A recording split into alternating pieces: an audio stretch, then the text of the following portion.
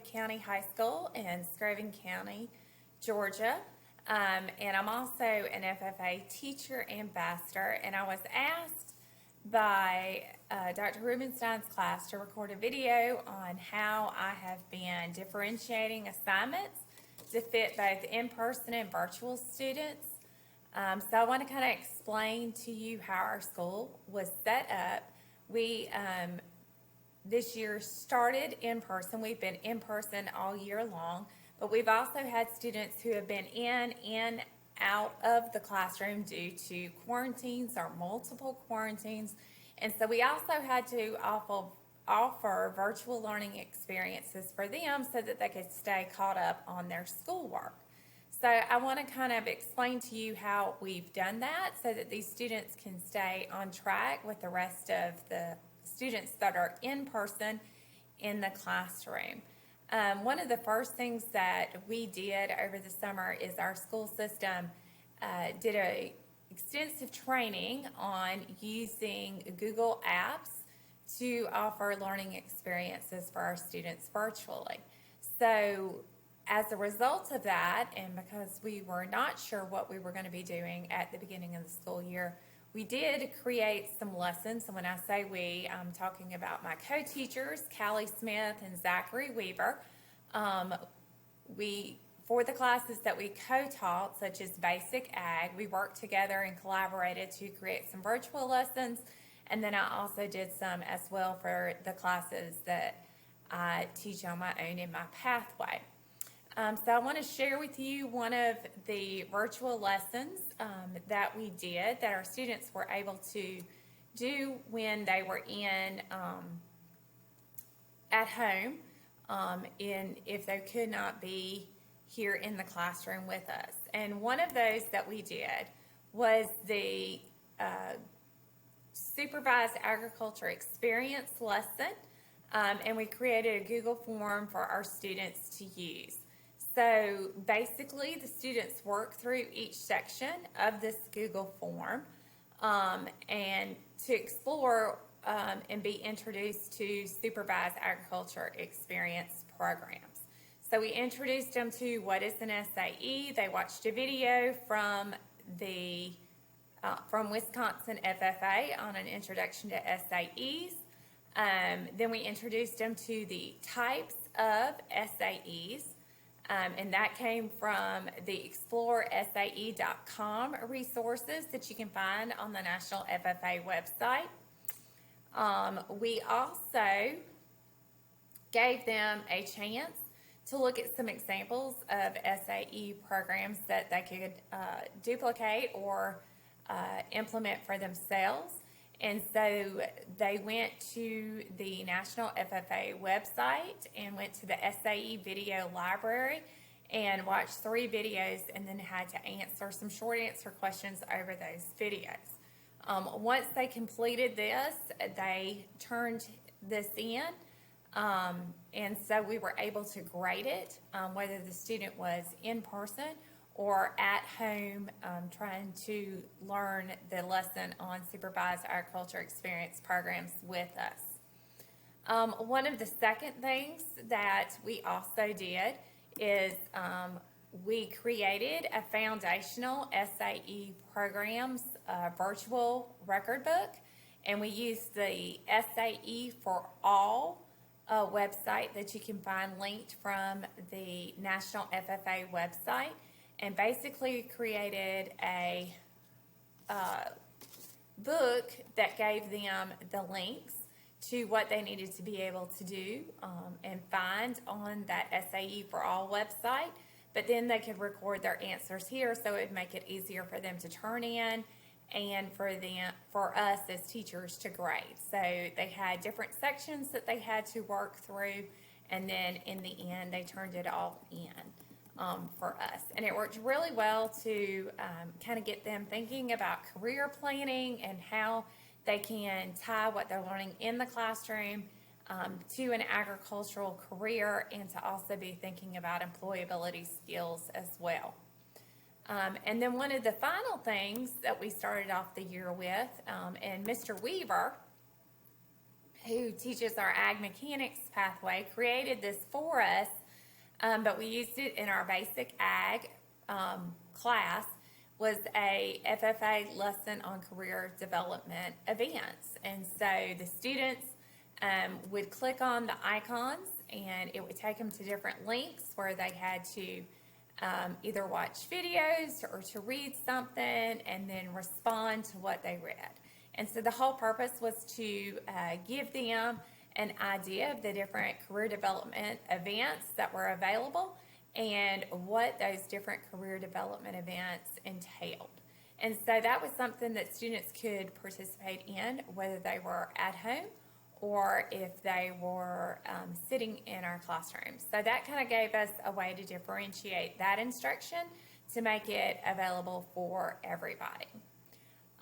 Now, one of the other things that we used in the classroom and that I used in the classroom, I had one point where I had almost half of my students were quarantined right after Christmas.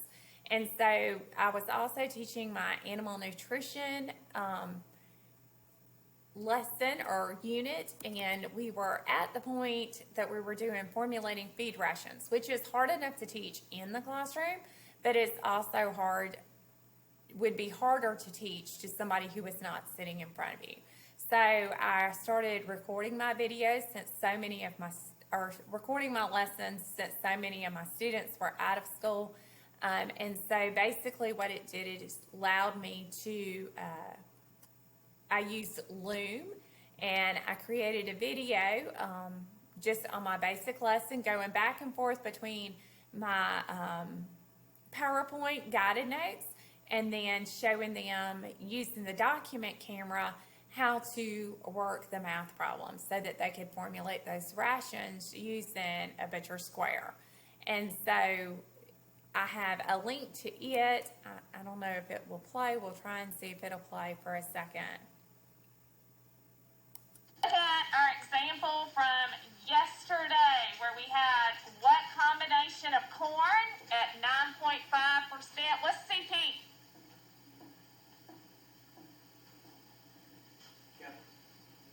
Calcium.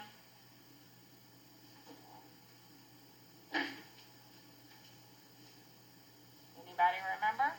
Crude protein. Very good, Thomas. So 9.5. Okay, so one of the things that I had to make sure that I reminded myself of was not only in normal asking questions, I wanted to make sure that they felt like they were still involved in what was going on in the classroom. So I would give wait time like I normally would, but I also made sure so that the microphone would pick up the student answers that were in the classroom, that I also repeated what those answers were as well.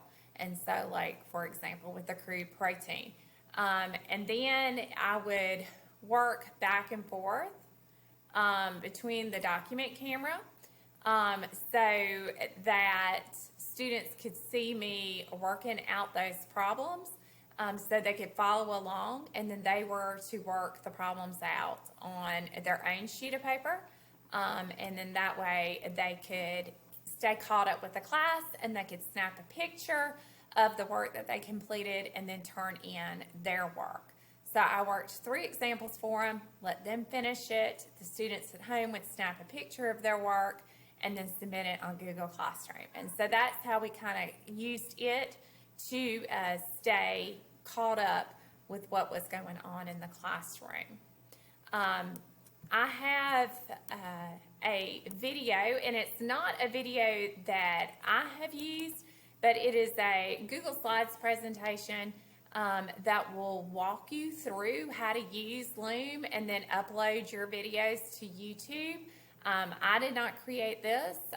Cody Waters, who is a social studies teacher at Screven County High School, does an awesome job. He also leads our tech committee, which is made up of teachers. So it is teachers teaching other teachers how to use technology in the classroom.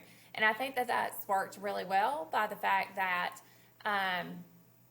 we know what works and we know what doesn't work, and we can see what students are doing. It gives a really easy way for us to troubleshoot what's going on. And so if you are interested in Loom and how to use Loom, which is super easy. It's what I'm using right now to record this video. I can send you these links or make these links available to you so that you can also have this resource that you can use as well. It would also be not only for recording lessons, but if you're teaching something for a CDE event and you have a Google Classroom for that CDE event and you want students to be able to go back and do some practice on their own, but they need to be able to view how you did that or remember how you did that, then you could upload the links to that Google Classroom as well. All right, the other thing that we ended up using, and Mr. Waters and the tech committee also taught us how to do that, is to convert Word or Google documents to digital Google slide worksheets. And so let's say that you've handed out a worksheet to your students in class, but you also needed a way for those students that had been quarantined or who were learning virtually to be able to complete the worksheet and turn it in. A lot of our students and my own self as well, I don't have a printer at home. I cannot print out worksheets. So if you give my quarantine child a worksheet to do, then they're not going to be able to print that worksheet out and to turn it back into you. So by converting those worksheets from a Word document or a Google Docs to a digital Google slide, then they can complete the work and they can turn in their work on Google Classroom. It makes it work a whole lot easier and you're more likely to get it back. If you want to learn how to do that, I have a PowerPoint presentation, or Google Slides presentation I can share with you.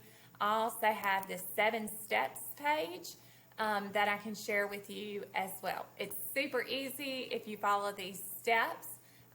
Again, when we got in that situation with so many students being quarantined after Christmas time, we ended up having to make these virtual worksheets.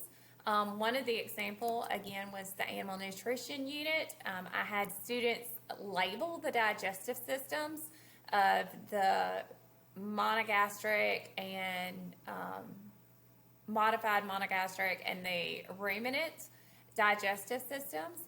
And so once we uploaded it to a Google slide, then students could open it up. They can click on a text box, type in their answers, it'll show up there, and then once they have it all completed, then they can just submit it on Google Classroom to turn in. Very easy to grade, worked great for that. So we use that as well. One of the last things that I do want to share with you as well is the tips and tricks for National FFA resources at a distance. So if you haven't been to the National FFA website and aren't sure of how to use it, then if you go to ffa.org,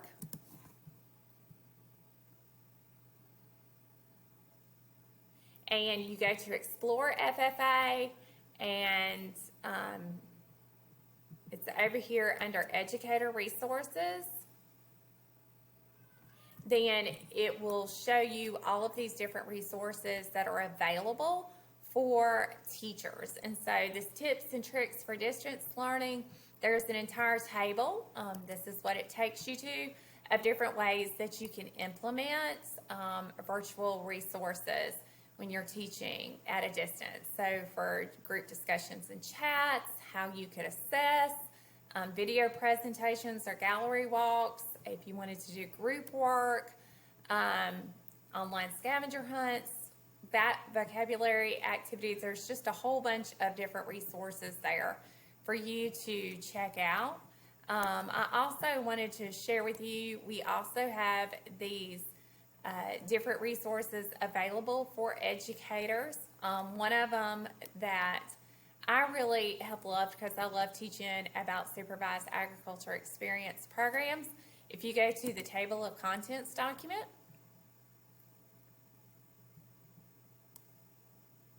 it will give you all of these different resources. It kind of gives you what the web page looks like. an overview of what it is and if you can use it online and offline, and then the link to that. So, for example, with the Ag Explorer, we use that in our Foundations SAE virtual notebook or record book. We have used the CDE, LDE, and AgriScience Resource Choice Board. I've used the CDE and LDE classroom resources in my class. The FFA Fundamentals and FFA.org scavenger hunts. You've got these worksheets if you wanted to. Using that 7 steps worksheet that I told you about, you could convert it to a digital. I love Life Knowledge. If you've never used that, I have used that. It was introduced when I first started teaching. I have used it throughout the 17 years, and I've never found it to grow stale with the students that I'm teaching. Another thing that you may be interested in too, especially, we just got to where Form 1 and Form 2 were due for national chapters. That is on there. Retiring addresses, FFA week. I like to use the New Horizons teaching guide.